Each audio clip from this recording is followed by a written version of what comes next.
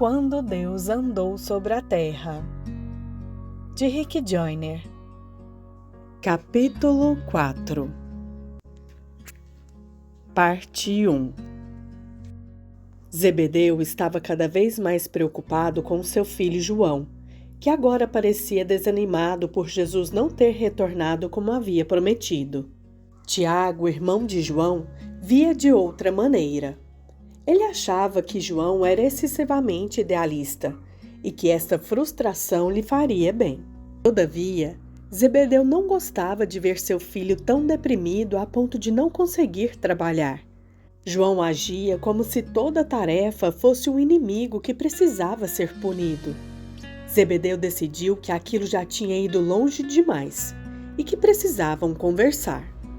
Meu filho, eu sei que você confia muito neste Jesus, mas não devemos confiar em ninguém. Somente Deus é digno de confiança. Somente Ele jamais irá nos decepcionar. Ele é o único a quem devemos nos dedicar desta maneira. Até os maiores profetas, como Moisés e Elias, cometeram erros. Justamente por nós, como povo, termos sido propensos a seguir homens que agora sofremos esse terrível jugo dos romanos. Recebemos o que merecíamos por termos pedido um rei que não fosse Jeová. João sequer se esforçou para assimilar as palavras de seu pai.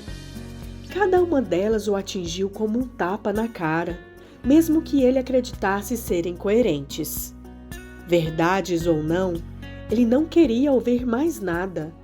Ele simplesmente não sabia o que fazer. Os meses que ele passou com João Batista foram os mais maravilhosos de sua vida. Foi um tempo continuamente preenchido com as miraculosas atividades do Senhor. Batista despertou a esperança pelo maior movimento de Deus que Israel já havia experimentado. João nunca sentira tanta esperança, expectativa e admiração. Agora, a decepção parecia terrível na mesma intensidade com que aqueles tempos haviam sido maravilhosos. Mesmo assim, estar em casa lhe dava certeza de que nunca mais conseguiria voltar à vida normal. O problema era que ele simplesmente não sabia o que fazer. Batista o levaria de volta como discípulo? João olhou para seu pai, a quem amava e respeitava muito. Pai, eu concordo com o que você está dizendo. Sei que de alguma forma sinto-me extremamente desorientado agora. Mas sei que preciso retornar ao Batista ou reencontrar Jesus. Não posso culpar Jesus por não manter sua palavra. Qualquer um está sujeito a esquecer. Algo pode ter surgido que o impediu de vir. Eu irei encontrá-lo.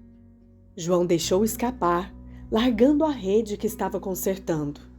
Esta decisão foi como um vento soprando a névoa de sua mente. De repente ele se sentiu melhor. Procurarei Jesus até encontrá-lo. Se for preciso, nem comerei até lá, mas vou encontrá-lo.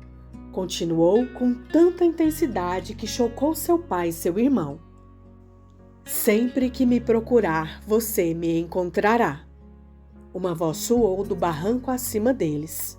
Os três se viraram para ver quem havia falado. Mestre! João gritou, subindo o barranco em saltos gigantes. Você veio me encontrar! Você duvidou que eu viria? Bem, já faz tanto tempo, João argumentou. Você duvidou de minha palavra? Jesus perguntou novamente. João não sabia o que dizer, então nada disse. Jesus também não falou mais nada, mas continuou a encará-lo diretamente. Por fim, João quase sussurrou. Sinto muito. Eu comecei a duvidar. Mas sabia que você provavelmente tinha um bom motivo para não ter vindo antes. Eu entendo, mas você aprenderá que nunca terá motivos para duvidar de minha palavra. Respondeu Jesus, estendendo a mão para puxar João até o topo do barranco. Jesus então se virou e olhou para Zebedeu e Tiago. Ambos assistiam à cena com grande interesse. João falou rapidamente: Pai, irmão, perdoem-me por não ter apresentado vocês. Este é Jesus, sobre quem falei. Sim, respondeu Zebedeu. Nosso filho nos falou muito sobre você. Podemos recebê-lo em nossa casa? Meu pai e eu sempre apreciamos a hospitalidade que recebemos em sua casa, bem como na casa de seu pai. Justamente por isso que vim buscar seus filhos, para que eles possam ajudar a construir uma casa para nós. Então, receberei você e seu pai e lhes mostrarei hospitalidade. Zebedeu obviamente não o entendeu. Senhor, você já esteve aqui antes? Perguntou. Amigo, é difícil para você entender agora, mas entenderá mais tarde. Você e sua casa honraram a Deus procurando conhecer seus caminhos e ensinando seus filhos a confiar nele. Deus agora o honrará usando seus filhos. Enquanto Jesus falava, estendeu a mão para puxar Tiago também, que pegou sua mão timidamente. Você vai se juntar a nós? Jesus perguntou, olhando atentamente para Tiago. Tiago ficou atordoado. Uma enxurrada de pensamentos brotou em seu coração. Ele nunca havia se considerado uma pessoa espiritual como seu irmão. Ele tentava viver de acordo com a lei, buscando fazer o que era certo, principalmente para honrar seu pai e sua mãe, mas nunca sentiu muito desejo de conhecer Deus. Deus parecia enigmático e difícil de entender. Tiago sentia uma culpa sutil e quase contínua por isso. Mas agora o sentimento era mais profundo. Por alguma razão, naquele momento, ele sentiu vergonha por não ter desejado saber mais sobre Deus. A presença de Jesus aflorou esse sentimento a ponto de ele querer correr e chorar. Não tenha vergonha. Você não é diferente dos outros homens. Ninguém deseja conhecer Deus. Muitos querem honrá-lo, mas poucos querem conhecê-lo. E menos ainda querem estar perto dele. Mas o Pai quer estar perto dos homens e Ele quer estar perto de você. Ele quer usar você para ajudar a aproximar os homens dele. Cada palavra parecia atingir Tiago como um martelo no peito. João e seu pai ficaram até envergonhados quando as lágrimas começaram a escorrer pelo rosto de Tiago. Eles nunca o haviam visto tão emocionado. E ele, de fato, nunca havia se sentido assim. Tiago estava realmente pesado por não ter tentado conhecer a Deus, mas também nunca esteve tão feliz, considerando o que Jesus acabara de lhe dizer. Ele não só podia se aproximar de Deus, mas tinha certeza de que, de alguma forma, o Senhor o convidava a fazê-lo naquela hora.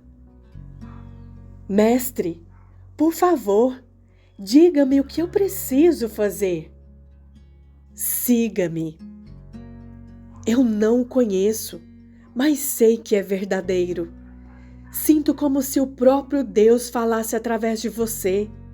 Você não apenas sabe o que eu estou pensando, mas consegue extrair os pensamentos mais profundos do meu coração. Eu nunca havia me sentido assim e não costumo ser precipitado, mas sei que vou segui-lo. Eu vou. Zebedeu assistiu à cena em silêncio, chocado. Como um breve encontro com um estranho poderia causar tamanho impacto em seu filho? E por que, apesar de seu espanto, ele mesmo não se sentia consternado, mas em paz? Zebedeu sentia que, por mais louco que tudo aquilo parecesse, era o certo. Na verdade, ele até se emocionou. Jesus então se virou e olhou para Zebedeu, que então sentiu algo que não experimentava desde criança. Ele chamava de agradável presença. Quando se sentava à beira do mar, refletindo acerca da glória de tudo o que Deus havia feito, ele costumava sentir o próprio Senhor se juntando a ele. Muitas vezes ele havia pedido ao Senhor que lhe mostrasse sua glória, assim como havia mostrado a Moisés. Ele sempre teve medo de que o Senhor o fizesse, mas entendia que, por mais assustador que fosse, valeria a pena. O sentimento da agradável presença que muitas vezes experimentou nestes momentos, agora era o mais intenso que já havia sentido. Ele sabia que ver a glória do Senhor era o maior êxtase que alguém poderia provar. Entretanto, como havia crescido e assumido muitas responsabilidades, Zebedeu há tempos não se separava para estes momentos de reflexão e não conhecia a alegria de meditar sobre o Senhor. Agora, abruptamente, essa mesma alegria estava sobre ele. Ele pôde sentir aquela agradável presença novamente, e isso mudou tudo. De imediato, ele entendeu João e esperava que Tiago experimentasse o mesmo. Mestre, Zebedeu quase sussurrou. Sempre orei para ver a glória do Senhor. Nunca a vi, mas diversas vezes a senti. Eu a sinto agora. Talvez eu não deva mesmo ver a sua glória, mas se meus filhos vão com você, sei que também conhecerão a alegria da sua presença. Meus filhos irem com você será a minha maior alegria. Sei no meu coração que você foi enviado por Deus para nos visitar. Nossa terra precisa da sua presença mais do que qualquer coisa. A oração em família, que ouvi por toda a minha vida e que meus filhos ouviram por toda a vida, é que sejamos usados para trazer honra ao grande nome de nosso Deus. De alguma forma, sei que você está aqui por causa dessa oração. Sentirei falta dos meus filhos, mas este é um grande dia para mim. Agradeço ao Deus de meus pais por ter ouvido nossas orações. Amigo, suas orações foram ouvidas e você verá a glória de Deus. Deus sabe bem o que é enviar um filho. Você lhe deu 2, e Ele o recompensará. Deus o recompensará com a proximidade a Ele que você desejou por toda a sua vida. Voltarei e desfrutarei da hospitalidade que você ofereceu. Mas agora precisamos partir. Tenho um propósito para o qual não posso me atrasar. E você tem um velho amigo que sente falta dos tempos que costumavam passar juntos. Zebedeu levantou-se, escalou o pequeno barranco e abraçou cada um de seus filhos. Ao se virar para olhar Jesus, ele sentiu a grande presença com ainda mais intensidade. Sua testa franziu quando ele tentou conter a enxurrada de lágrimas que estava prestes a irromper. Jesus estendeu a mão e tocou seu ombro. Depois se virou e partiu com Tiago e João. Zebedeu os viu virarem a esquina. Ele sentiu tristeza pela partida de seus filhos, mas também uma grande alegria. Ele voltou para o barco e ficou sentado por um tempo.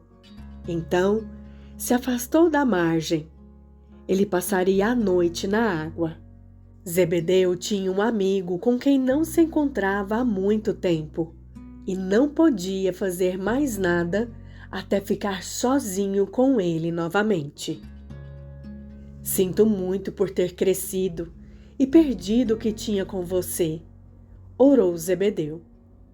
Eu preciso me tornar criança novamente. Não quero voltar a perder o que tínhamos naquela época e o que senti enquanto Jesus estava aqui. Hoje posso ter perdido meus filhos, mas valerá a pena se eu recuperar a minha proximidade com você. Só isso poderá me ajudar a suportar esta perda. Continua.